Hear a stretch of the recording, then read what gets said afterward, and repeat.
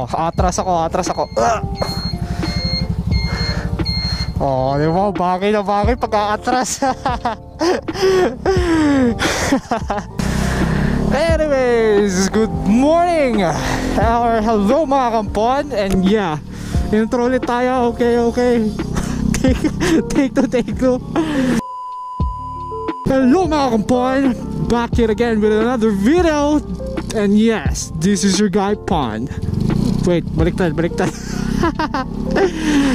Oh my. Hello mga kampon, and yes, this is your guy Pon. Naku, back here again with another video. So since vlogger tayo, intro muna tayo. Let's go. Ay. So yun nga no mga kampon, today or sa ating vlog or for this video, papunta ako ngayon kila Kuya Mac or Papang Moto Vlog. Go ahead and check his YDC guys. At sa mga ating naghahanap ng helmets or malulupit na moto gears or any type of gears, no? And especially for vlogging, meron din sila. Okay, meron dyan McFly Moto Gears located at Lower Magsaysay guys. Okay, so pupunta tayo dun ngayon. Mag-upgrade ako ng chin mount. Okay. So medyo matagal ko din pinag-iipunan to, no? Kasi gusto ko din mag-improve yung stabilization at the same time yung kahit pa paano, I mean stabilize naman yung ating mga videos. So however, yung basta gusto ko din kasing masara tong mabuti yung ating helmet, no? Yung lens, kasi ito yung ating chin mount, which is strap lang siya guys. Okay, so nanggaling ako doon last week kay Papang, no? And sinundo ko doon yung jowa ko. And yun nga na nagkwentuhan kami ni Papang, kasi yung asawa ni Papang pala is pinsan pala ng jowa ko. Napakalit talaga ng mundo. So yun, nag-share siya ng mga ideas, knowledge about vlogging and about yun, mga pasikot-sikot sa YouTube, no? Kasi isa siya sa mga malulupet na moto vlogger dito sa Baguio guys. So yun, na-inspire ako dahil kay Kuya Mac, no? Na-inspire ako ng sobra. Kaya ito, tinutuloy ko mag-video. Oras lang talaga ang kalaban ko kung paano i-edit, no? So little upgrade lang tayo. So ilalagay natin siya sa isa sa mga treasures natin, no? Well, yan, para masara din natin ng mabuti yung lens at pulang hangin na pumapasok sa loob. Okay. So ayun, samahan niyo lang ako sa yung araw na to. At tignan natin kung anong magandang mangyayari, no? Pero itong video na to, more likely dun lang sa shop, no? Kasi magde-deliver din ako afterwards. So sama na lang kayo sa aking journey for today. Our journey for this moment na mag-upgrade tayo ng ating chin mount, para sa ating helmet, para sa ating pag-vlog. Okay, para mag-improve kahit pa paano. So yeah, hopefully starting from today, moving forward, we'll be able to create more videos easily, no? So eto, nag-chat na ako kaninang umaga kung meron pang available na chin mount si Kuya Mac, eh. So sabi niya meron. So tignan na lang natin, no, kung anong klaseng chin mount to.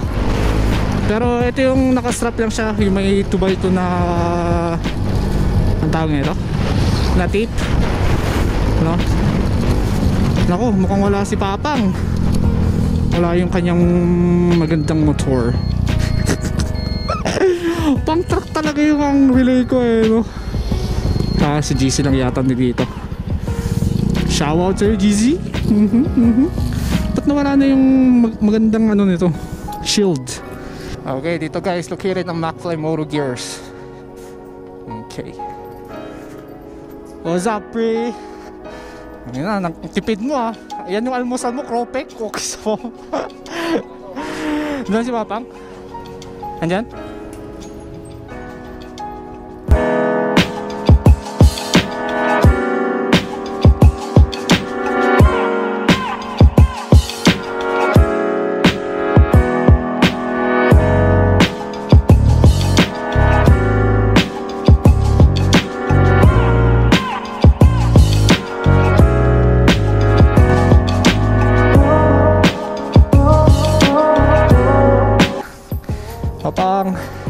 Saan yung ano dito, yung chin mount? Tingnan ko nga.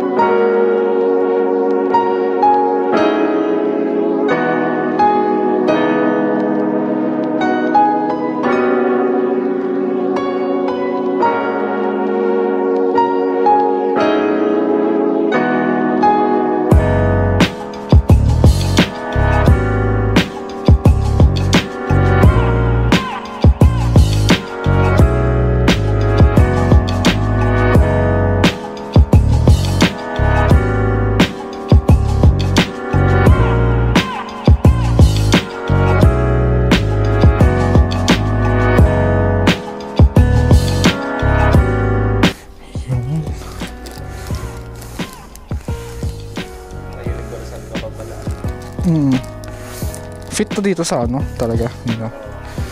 Sige nga, 750 no? Oo. Yun, try ko nga. Nako, thank you.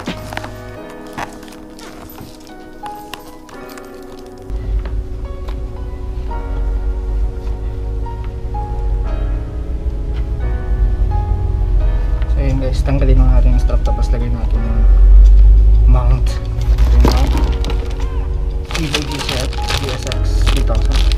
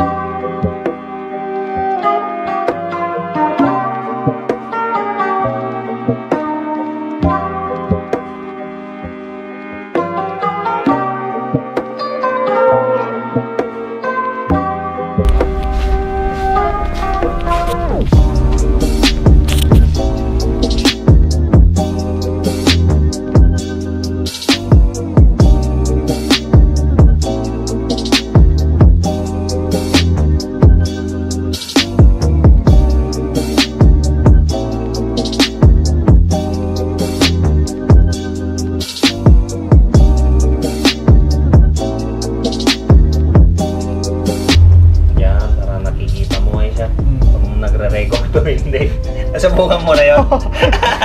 Salita din ako salita nun eh. Salita hindi mo na naka-record. Kaya bumili ako ng ano. Nakakainis lang no.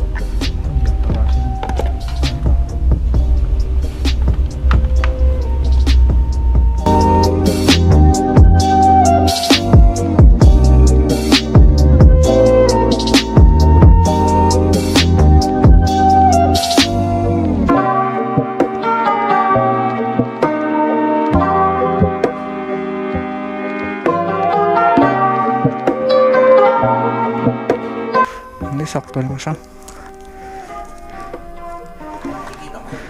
Oo, nakikita.